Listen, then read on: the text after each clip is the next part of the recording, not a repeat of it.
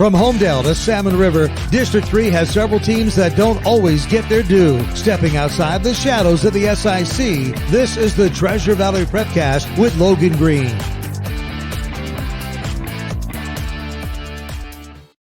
That's right, another edition of the Treasure Valley Prepcast on IdahoSports.com, breaking down all those 3A, 2A, 1A schools in the state of Idaho. Brandon Baney joined as always by Logan Green, our first one of 2022. Happy New Year, Logan. Yeah, you too, Brandon. You're back from the dead. Yeah, so people might be wondering, what the heck? Why was there no podcast last week? And that's because I was down with the sickness, like a lot of people across our country. I got the Omicron variant. Look at you! You can check that one off your list. That's right. That was my first experience with COVID-19, and so I'm very fortunate that I didn't get as sick as a lot of people did early in the pandemic. Right, the Omicron variant isn't as severe, but man, I'll tell you, it really kicked my butt for about like a good week and a half, just a really bad cold, but it was tough sledding. I couldn't talk anyways, so it wouldn't have been a good podcast. No. And I mean, it's hard to listen to you anyways, and adding in a sickness, it just would have made it a little bit worse, but no one's had to listen to you on the airwaves. So, it was a break for the state of Idaho, I would say. Yeah. A well-deserved break, right? Yeah. Just kidding. Of course. But the nice thing is that we have a lot of action that we can now talk about, because when you get around Christmas time, the calendar kind of slows for a week and there's not much to talk about. And so everything picks back up after the Christmas holiday with all of these holiday tournaments. And the big one that took place, and we had a lot of those games on IdahoSports.com, was at the Parma holiday tournament. It was a boys and girls tournament taking place simultaneously. Yeah, a busy day for Will Squared out there with Will Kingsbury and Will Henneke on the broadcast for those games, those couple of days. But you look in the girls' side of things. This is where this is Parma's tournament, right? They hosted it and they came up just a point shy. And this is we kind of talked about them a couple of times so far in the broadcast, saying they just don't look like themselves. We're used to seeing Parma in the top five. We're used to seeing them playing late into the state tournaments when that rolls around. And that's Parma girls basketball. But they got it started last week, right? They started getting things going. They won their first game against Nampa Christian, a pretty big win, 63-34 in that one. And then the next game against a good Gooding team, won that one 51-39. And then fell just a little bit short against Ryrie. Ryrie, always a good team as well. Ryrie, a state tournament team from a year ago at the 2A level, so really no joke there. They were playing on Saturday at the 2A level there at Bishop Kelly last season. But they fall to Ryrie 40-39. But you got to feel good if you're Parma, knowing that you had a rough start and now all of a sudden look where you're at. Yeah, the Parma girls are 5-8 overall. That's the bad news. The good news is they're 1-1 in the Snake River Valley Conference and could be 2-0. They lost to Fruitland on basically a buzzer beater. Right. So for Parma, everything, the roadmap is still in front of them. They still have a path to state. And like you said, I think they've kind of gotten through some of those early season struggles and have really figured things out. And I mean, here's the thing too with it. For better or for worse, right? Everybody still has a path to state, right? And you could go 0-35 if you want, right? Schedule 35 games, lose them all, and then you win 4 that second week of February, and all of a sudden you're in. So, hey, you want to say that, some people don't like that. Some people do. Gives everybody a shot. That's not the conversation I'm trying to have. But, you play well now, you can shake those cobwebs off. The door is open when that tournament starts. It doesn't throw everything out the window. It's how well are you playing right now? I mean, I think back. I always think of that NCAA tournament that UConn won a couple years ago when Kimball Walker was playing. They were like a 7 seed, but they were just hot at the right time, and they just cruised their way through. And, sometimes that's what it takes in a state tournament. And this is the time to get it turned around. I mean, we're a month away from people starting to wrap up regular season, which is crazy. Because, that second week of February is when everything is hitting its stride for districts. And some people are done by then. So now's the time to start putting the pieces together to get ready for district. And if you're Parma, you like where you sit right now after a good weekend in a tournament that involved teams from all over the state. You got to see Gooding and Ryrie, a team that you might not see on a normal basis. Yeah, it was good competition for Parma for sure. And speaking of state, Will Henneke, who was the broadcaster at the Parma tournament, did send me an email kind of breaking down Parma as a team. And what he said was, Parma will go as far as Austin Harris takes them. She's really good, but they sometimes struggle to score if she's not on the floor. So that's the big key for Parma, is finding that secondary player, that complement to Austin Harris, who's a great talent. But Will said if Austin Harris plays well, they'll probably be playing on Saturday at state. So the potential is still there for Parma. Yeah, I think the potential is there. The history is there. And sometimes you said somebody will step up. Somebody will say, I need to help Austin out here, and they'll do it. And whether it's by committee or one player, I think somebody will step up. And it just you see it in different sports across the state where there's just that one team that just is always in the mix. And it does seem like Parma is one of those teams for girls basketball, and they'll just find a way to get back there. And I think that they're going to be competitive. We saw that, just like you said, that buzzer beater loss to Fruitland. Those things get worked. They work themselves out as the season goes along, and especially into district. So, hey, for them, you hope we see that second player emerge for the Panthers. So let's just stick to girls basketball, and then we'll dive into boys, because there was also some boys teams competing at that Parma tournament. But sticking with the girls, yeah, Cole Valley Christian continues to be the top ranked team in the 2A ranks. They went into the Timberlion tournament, co-hosted by Timberlion and Bora, a pair of 5A schools. They went into that tournament with a 1 loss on their record, right, 11-1, and they left with an 11-4 mark, which means they went 0-3 at the tournament. But they played 3 teams that are significantly bigger than them: 4A Burley, 4A Bonneville, 4A Bishop Kelly. And most of those games were close.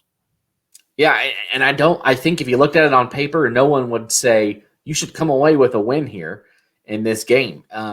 But they almost did in a few of those. Burley really was the one that kind of beat them by more than a possession or two. I think there was a 1 possession game against Bonneville, and then that Bishop Kelly game, 7 or 8 points, something like that in there.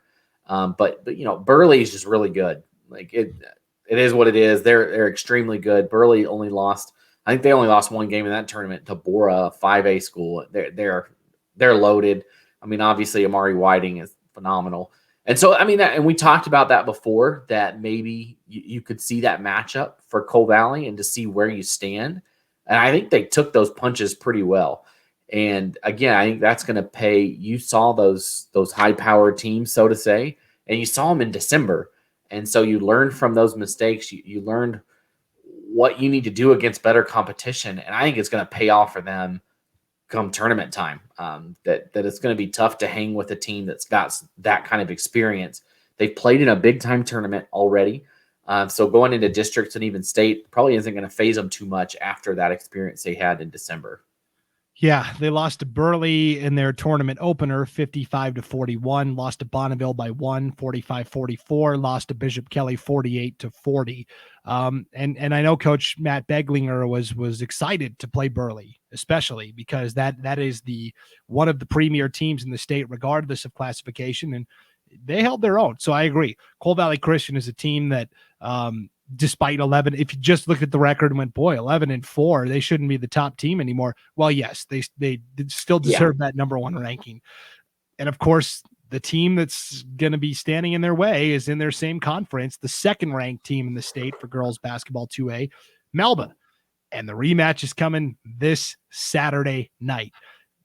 Yeah, we'll be excited to see who wins that one. Yes. The first game went to Cole Valley. They won 53-42 on their home court. Now they travel to Melba Saturday night. And this is a Melba team that kind of very quietly only has 1 loss still. They're 12-1. The only loss came to Cole Valley. Yeah, just all of a sudden, I think you're starting to see some teams do that in other areas as well. Just quietly say, "Oh, here you are with a great record, and you're in the top 5. Where'd you come from?" And Melba, one of those teams. And you never know what can happen in the rematch. They played really early. It's really early to have an opening conference game with an opponent like that.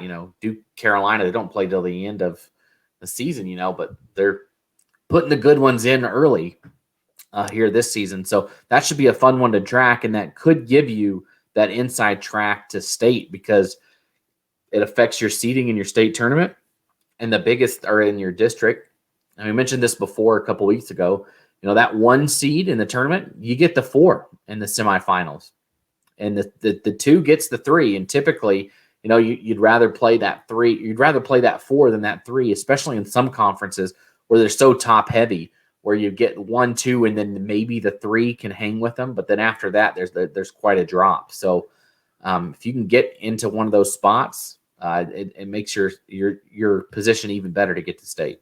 Well, and even more importantly this is a 7-team conference, the Western Idaho Conference. Vision Charter is not competing this year. So what normally would be 8 is 7.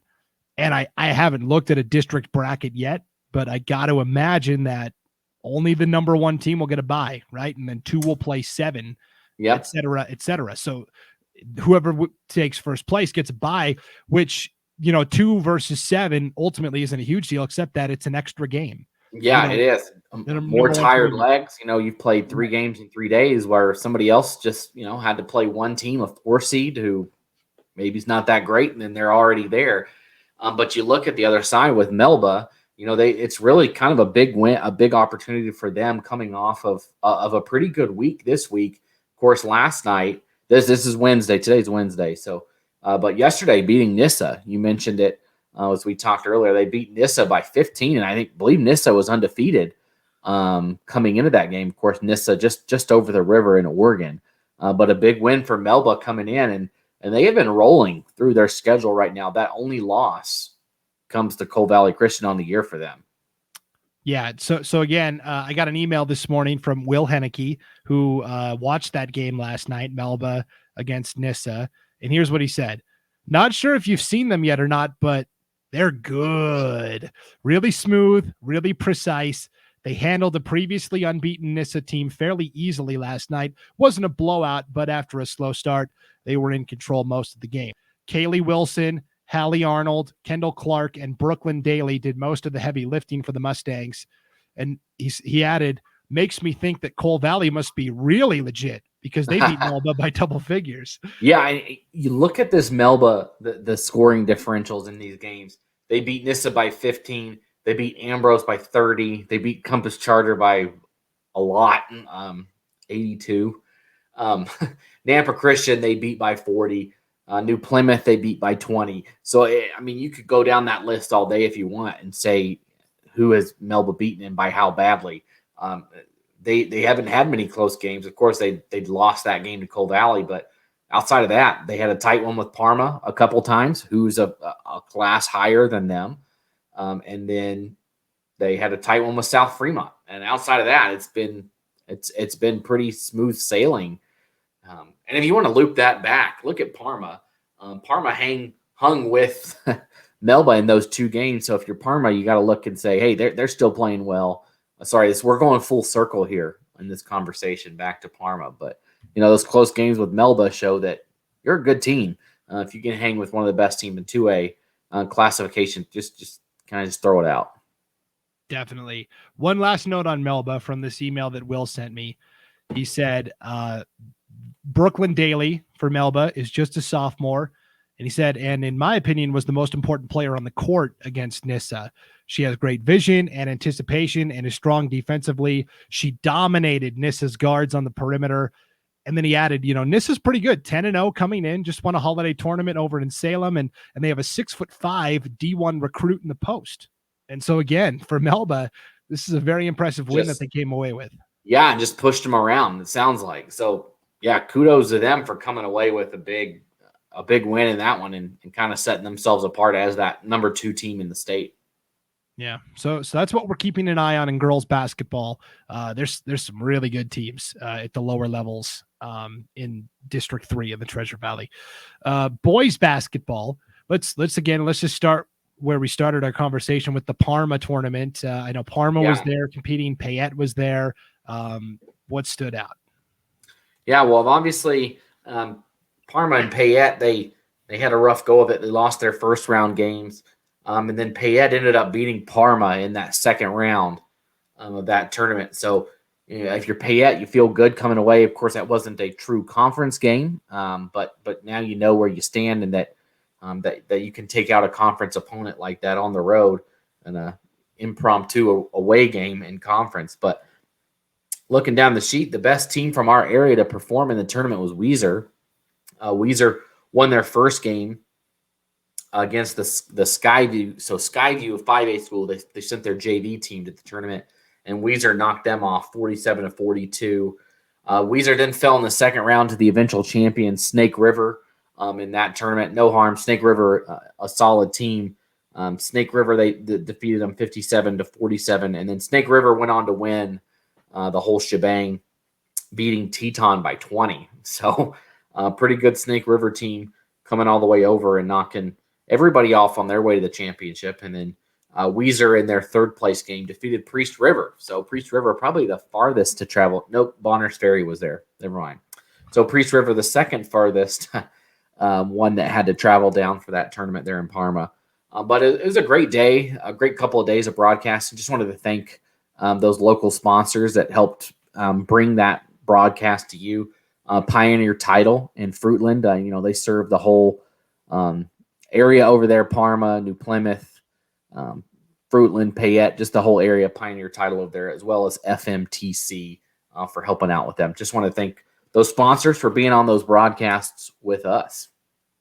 Yeah, I mean, what we do isn't possible without great sponsors, including this podcast. So if you're out there listening and you like what you hear, send an email to sales@IdahoSports.com.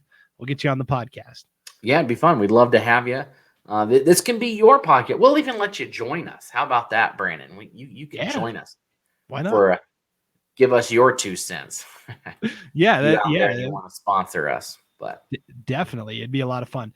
I'm surprised that Parma and Payette played each other, because I did prior to Christmas the Preston Indians Classic 3-day tournament down in Preston, and Bonneville and Shelley, which are in the same conference, the way the bracket worked out, they were supposed to play each other in the consolation side, and they said, we don't want to play each other. We're going to see enough of each other in conference play. Can we just trade opponents in the bracket? And Preston was like, yeah, sure, go for it. So they ended up just playing the other two losers, and they kind of jumbled up the bracket that way. So I'm kind of surprised that Parma. Yeah, and I saw that last year at Middleton too, because Century and Pocatello were supposed to play each other, and they switched it up so they didn't end up having to play each other. But nonetheless, they got a little early taste of each other in that tournament last week. For sure. Moving on to 2A hoops.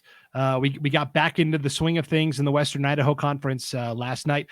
Dude, there has been snow everywhere in the state of Idaho, except, well, I don't know. What's it like over there in the Banana Belt in the Treasure No, we Valley? do have snow on the ground, Brandon. So it snowed last week on Wednesday and Thursday. So my son, he went to a basketball camp that they had up at Middleton High School, and just dump it. I just remember they were making everybody scrub their feet as they came in because there was so much snow coming down. I don't know. We probably got 6-7 inches, and it's still on the ground. It's starting to go away right now, but apparently it's supposed to snow again tonight, but probably not as much as y'all are getting over there. I think y'all are getting pretty hammered as usual over there in Pocatello. So like every other region in the state, North Idaho, East Idaho, the Magic Valley are getting hammered by snow. But not only that, the wind is blowing, causing these big snow drifts to the point where the school buses can't get out. So like I just got done recording with Scott Burton, who's the athletic director at Jerome. They haven't even had school yet this week. They've had 3 snow days in a row. Oh my gosh.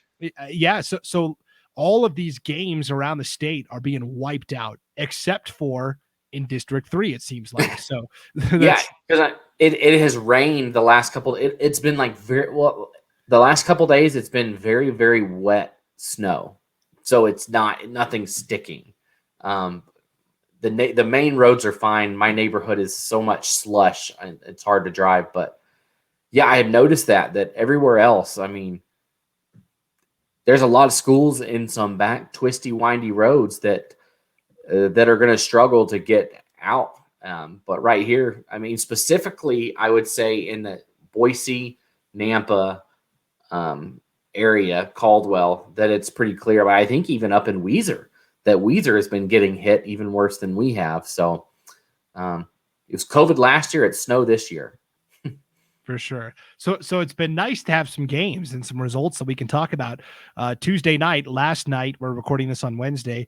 We got back into Western Idaho Conference play at the 2A level for boys hoops.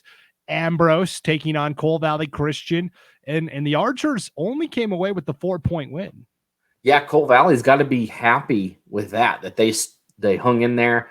I saw Ambrose play a couple times at the Owyhee tournament, and man, they're good. They are fun to watch. They are good.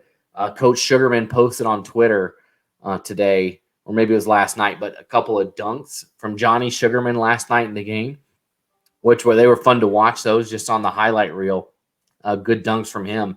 But you look at it on both sides and say, if you're Cole Valley, you got to be happy that you hung around. Obviously, that's not the result you want. You don't want to play for participation trophies. You want to go out and win. But hey, something you did right bothered Ambrose in that game. You hung around long enough. You kind of know a little bit of that recipe and what can go into beating the Archers. And the Archers, I tell you, we'll have another Prepcast before that game. But next week, the big matchup between Ambrose and Melba. So Melba basketball has just got a great couple of days of basketball coming up. They're number 2 in just about every poll. Both boys and girls teams coming in strong,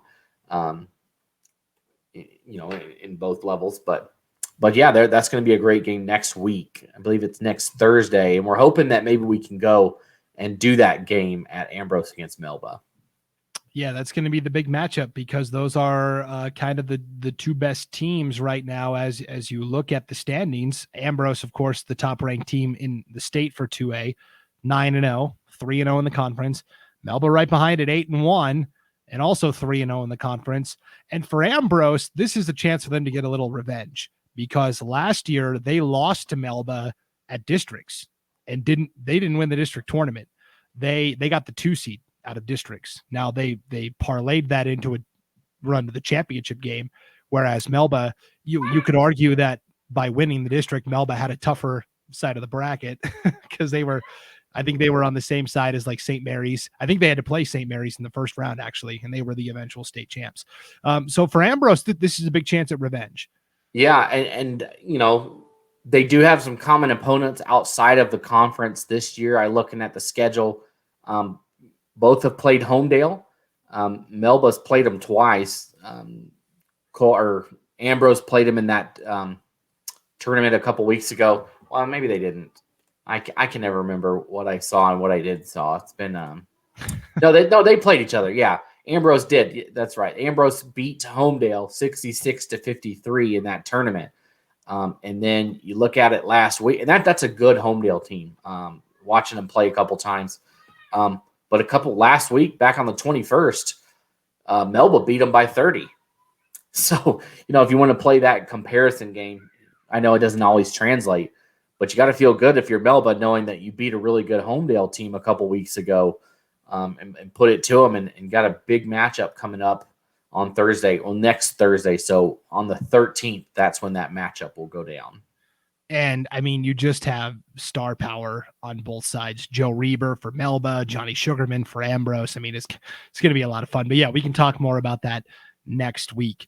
Real quick, let's take a peek at what's going on in 1A hoops, specifically with Garden Valley, right? The defending state champions, but man, they lost all 5 starters from last year's team.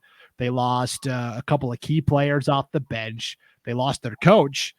They've got Heather Kelly, which is Covey Kelly and Tacoma Kelly's mom. She is coaching the team this year, and they've kind of very quietly, put up this 7-2 record.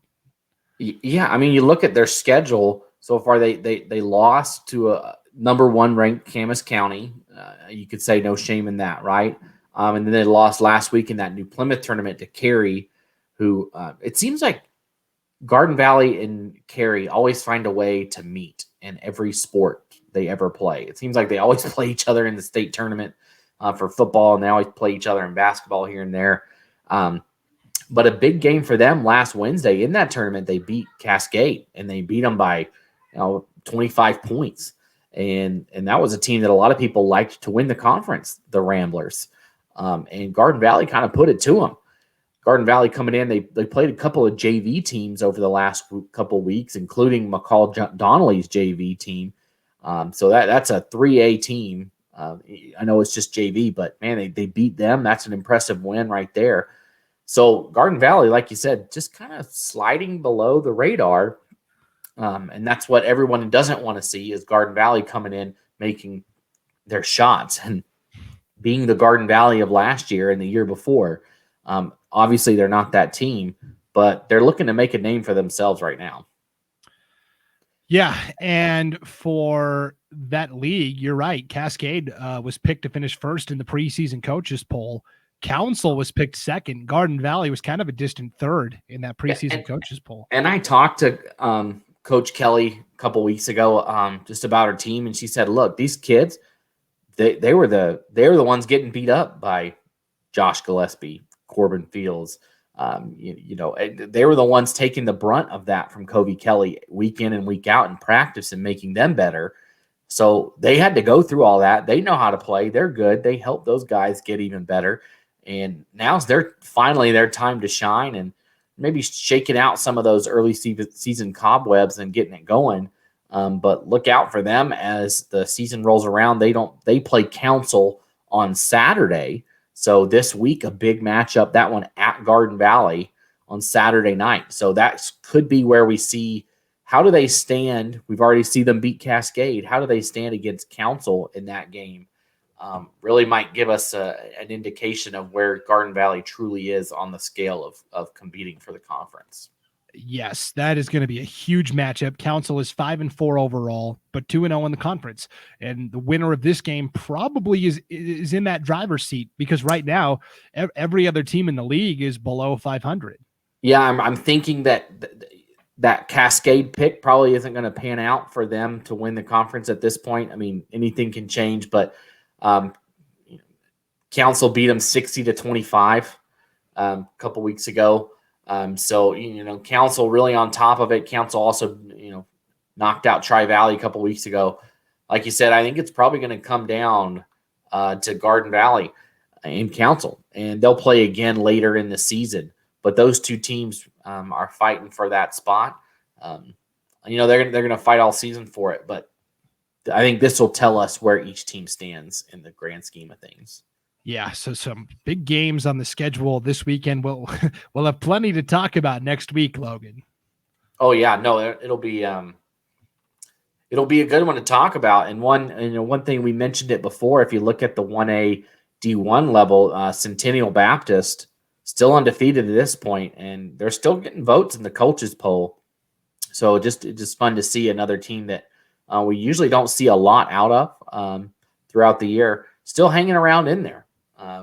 Still being a factor in, at least in some coaches' minds that they're still relevant and that they're here to play. They'll be playing Wilder on Thursday night. And so they've already beaten Wilder once, another matchup with them. You look down the list, they have a pretty favorable schedule for the next couple of weeks before they really run into any of those powerhouses. They don't play Liberty Charter or Victory Charter till the end of the season. Those are their last two games against Liberty and Victory. So you never know. They could hang around for a long time with this winning record, Centennial Baptist. And, you keep winning in the regular season, you never know what can happen when it comes district time. Yeah, definitely a chance to build some confidence. I think they finished with the three best teams, Rimrock, Liberty Charter, Victory Charter. But you're right. Centennial Baptist has a chance to really pile up the wins. A lot of the games that they have remaining are teams that they've already beaten, and by double digits. And so you look at it and say, man, they really could roll up until the end of the regular season with with maybe a loss or two or maybe none.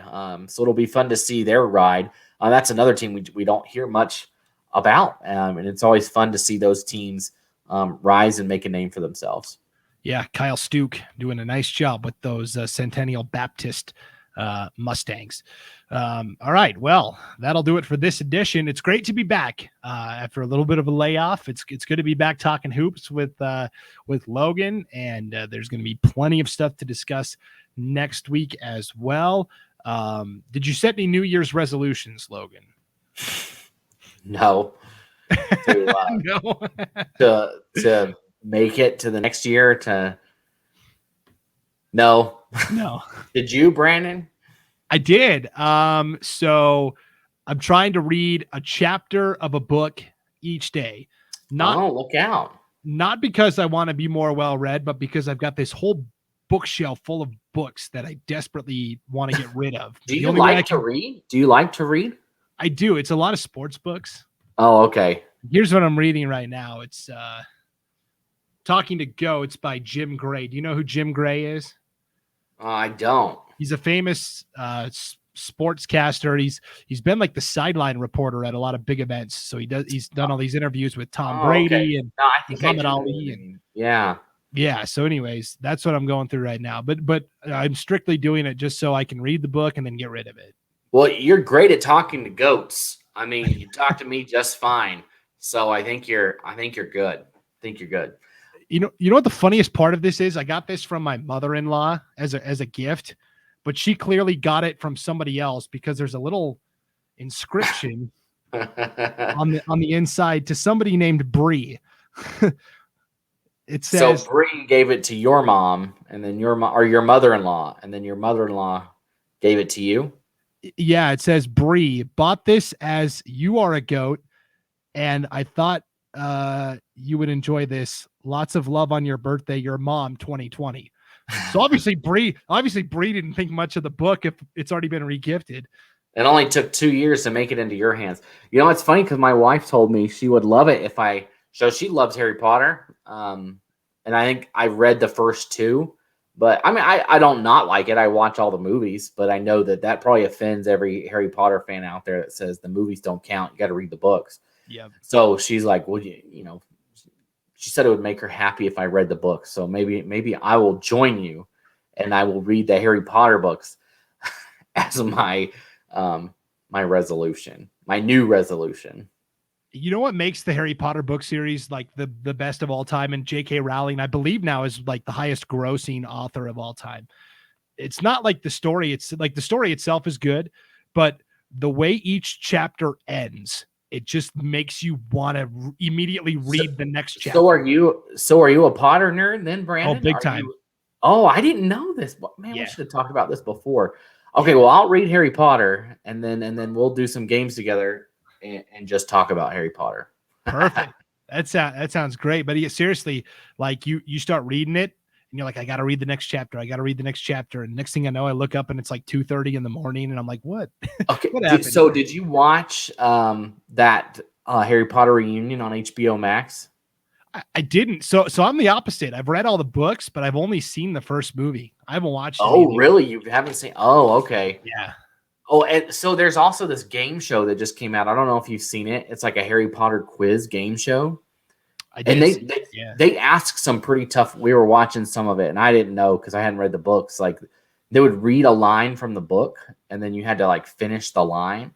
There was ones I had no idea, but my wife, she was nailing every question, but I was not. So maybe once I read the books, I can be on more of your level.